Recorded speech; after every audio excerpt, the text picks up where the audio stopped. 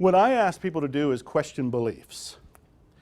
Question beliefs. This is one of the reasons you want to be in miracles coaching. You want to have a coach of some sort. I'm going to talk about that a little bit more in a minute. But questioning beliefs, we live in a belief-driven universe. Do you realize that? Mm-hmm. When you change your beliefs, you change your reality.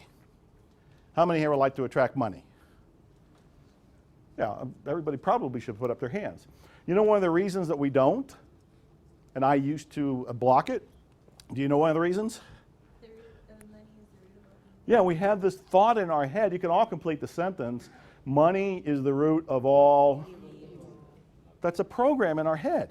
It's not an accurate statement, but it comes from a source we haven't questioned. And if you haven't looked at it like, is that a belief or is that a fact, you can let that run in your unconscious mind as a programming.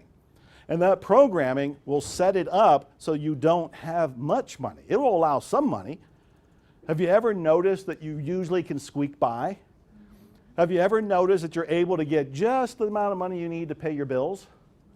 I used to think back, how come when I'm in poverty, you know, and I've got this apartment payment and I got this car payment and I'm struggling, how come I'm able to raise just that amount of money? How come? And not much more. It's because we're allowing ourselves to survive, because that's permissible. We allow ourselves to survive, but we don't allow ourselves to prosper. We don't allow ourselves to thrive. Why not? Because of the beliefs we have about money, about deservingness, about success, and about what people do that we hear about. A large part of what's going on is programming from the media. You know, when I was growing up, Gilligan's Island was one of the TV shows on. You remember it, apparently. She's laughing already, like, oh, that one show was great. And if you think about it, there was the older couple who were very wealthy. And when you watch the show, they're a great source of humor. And you enjoy them and you laugh at them and everything, but unconsciously you're thinking to yourself, I don't want to be them. Wealthy people get laughed at. Wealthy people aren't very likable. They're funny. They're strange. And then you watch some of the movies that are out there. One that comes to mind is Wall Street with Michael Douglas and the famous thing about greed is good. And you start concluding that, oh man, all these people with money and these corporations, they're all ruining their lives, they're all evil, they're all doing things that are bad for the universe or bad for the environment or bad for us. And you forget, you're being programmed by the media. Television, movie, they call that stuff programming for a reason. It's programming you. So you have to watch these shows with an element of awareness so that you can question beliefs. And I tell people, look, you got to learn the difference between beliefs and facts. Beliefs and facts. Most of us are going to make announcements about the world and think that that's the way the world is, not realizing we made an announcement that's a belief, not a fact. The fact is something that's measurable, something that we can all agree on, something science would probably say is true. We can all look at the very same thing and agree on it. But a belief is something we can question, we can change, we may not all agree on it. But you know, the beliefs that operate our lives, they feel like reality, they feel like truth. And most of the time you don't even know what those beliefs are unless you talk to somebody, which is why I keep telling people, it's why I even created Miracles Coaching, for example, is that you need somebody on the outside to look at what you're saying and what you're doing, because more often than not, you won't notice it. Do you realize there's virtually no limits to what you want to achieve? Virtually none.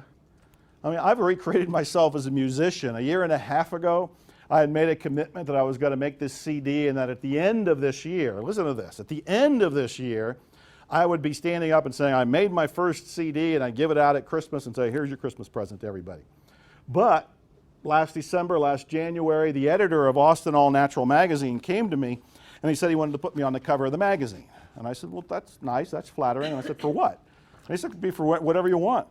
A new book, it can be for anything.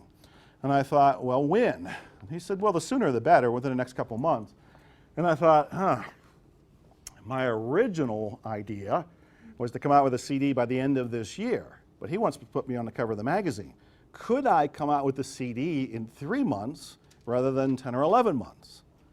And I sat with this and thought, okay, this is pushing buttons in me, question my beliefs. What's possible? Is it possible? Entirely possible. I went and talked to some of my musician friends and said, look, I want to create a support group. I want to get this done. I want to do it.